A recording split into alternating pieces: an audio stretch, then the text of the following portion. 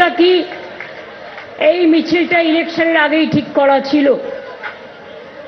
গ্যাসের দাম যেভাবে বেড়েছে এবং শুধু তাই নয়, চালাকি করে কুৎসা ছলনা করে গ্যাসের সার্ভার বন্ধ করে দিয়ে একটা কৃত্রিম সংকট তৈরি করেছে। মানুষ যখন অ্যাপ্লাই করেছে দেখেছে লাইন পাচ্ছে না। আমরা এর প্রতিবাদ করেছি প্রথম দিনই এবং আমি সমস্ত কোম্পানিগুলোকে মিটিং করে যেটা জেনেছি, গ্যাসের মোটেই সংকট নেই। আমরা বলেছি সার্ভারটা ওপেন করুন।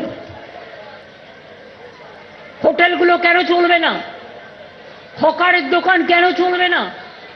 গৃহস্থলীর লোক কেন গ্যাস পাবে না? দোকানদার কেন গ্যাস পাবে না? গ্রামের লোক কেন গ্যাস পাবে না? এছাড়াও আমরা কেরোসিনেরও একটা বন্দোবস্ত করেছি।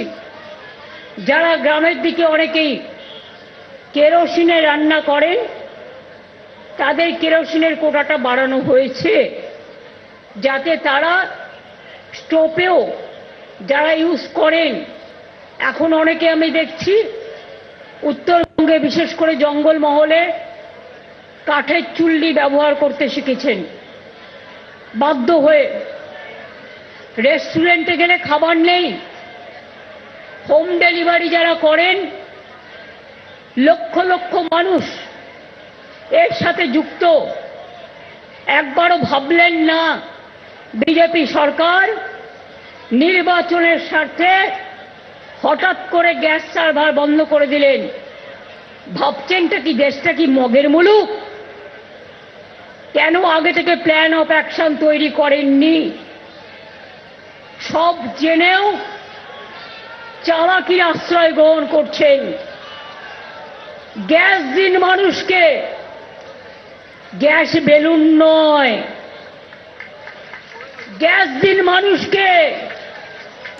বিজেপি দল ব্রিগেড ভরানোর জন্য ক্যাশ দিয়ে লাভ নেই, ওই ক্যাশটা গ্যাসে দিন। গ্যাস দেওয়ার ক্ষমতা নেই, ক্যাশ দিচ্ছে। আর আমি বাজে কথা বলি না, কিন্তু আজকে প্রথম মিছিলে প্রমাণ হয়ে গেছে যতই করো হামলা জিতবে কিন্তু বাংলা।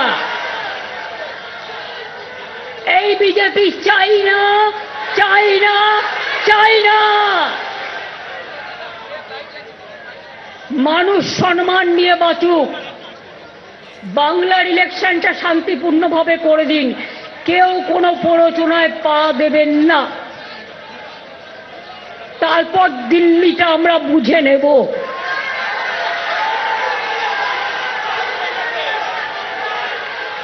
মনে রাখবেন, আমরা কেউ দুর্বল নই।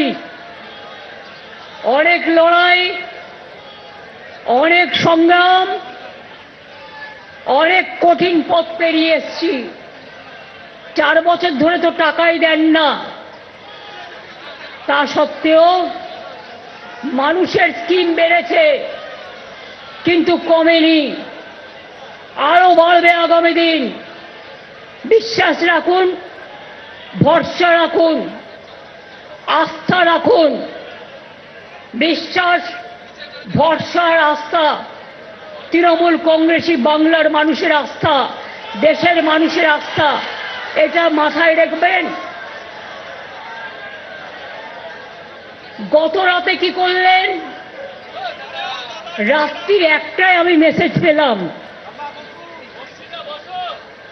মধ্যরাতে কখনো শুনেছেন একটা স্বাভাবিক দল